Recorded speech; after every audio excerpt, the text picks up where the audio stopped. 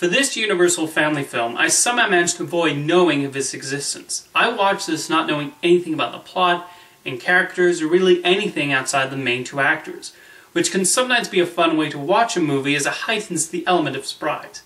And let me just say, Cloak and Dagger is one bonkers movie. Not at first, but I have to say this is a film you really cannot make today. How? Well, the premise of Cloak and Dagger involves Henry Thomas's character Davy, who's obsessed with video games. No, not that one.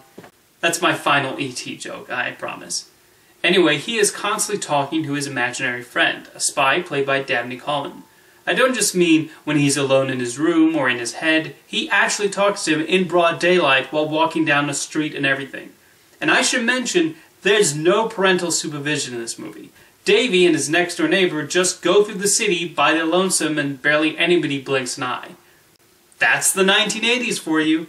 Coleman actually has a dual role as Davy's father, with Jack the Spy clearly representing who he wishes his father was like.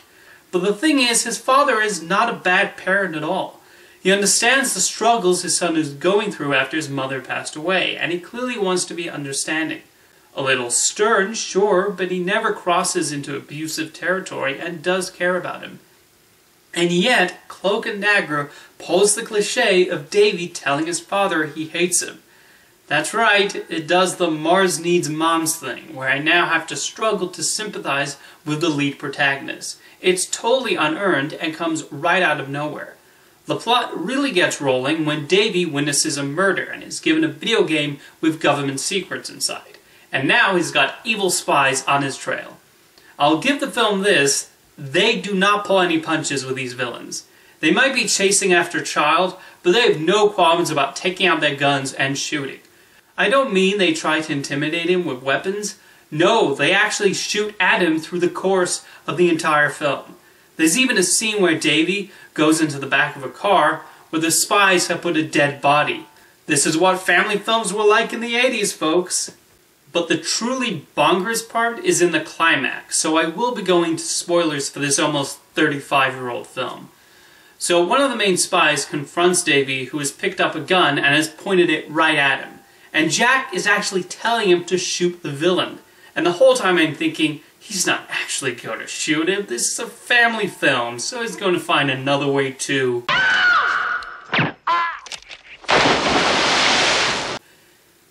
He shot him. He just straight up killed him. Wow. Oh, but this movie is not done yet. Because this is 1984, we get lax airport security and a bomb having been smuggled into the airport, and then the last two remaining spies try to hijack an airplane. Oh, those far-gone times when we were allowed to bring water bottles onto airplanes. I'm pretty sure any airplane scene filmed before 2001 feels like a period piece now. Anyway, the film ends with said bomb blowing up the airplane and the main villains inside. And then Davy learns maybe his father wasn't so bad after all. This is essentially a film about fathers and sons, and while its heart is in the right place, it is executed in a rather clunky way. Most of the film is just constant scenes of Henry Thomas trying to outrun the villains chasing him, which gets a little tiring and repetitive after a while. But as bonkers as Cloak and Dagger is, there are still some solid elements in it. Henry Thomas is very good, and Dabney Colemans more than handles the task of playing two roles. It's probably a little unfair to judge through modern eyes, and it does occasionally serve as a neat time capsule to the early 1980s, when Atari was the king of video games. Although this film was being made around the time the infamous video game crash was having its effect on the industry. Still, this was clearly made when Hollywood was trying to cash in on the video games of the period, and Universal originally released this as a double bill with The Last Starfighter. While the overall product is underwhelming, Cloak and Dagger is still a curious watch for those who want to see something truly out there, and a taste for how Hollywood viewed video games as a potential plot point in the early 1980s. And I did not even get into every crazy scene in this movie. I'll see you on the next one.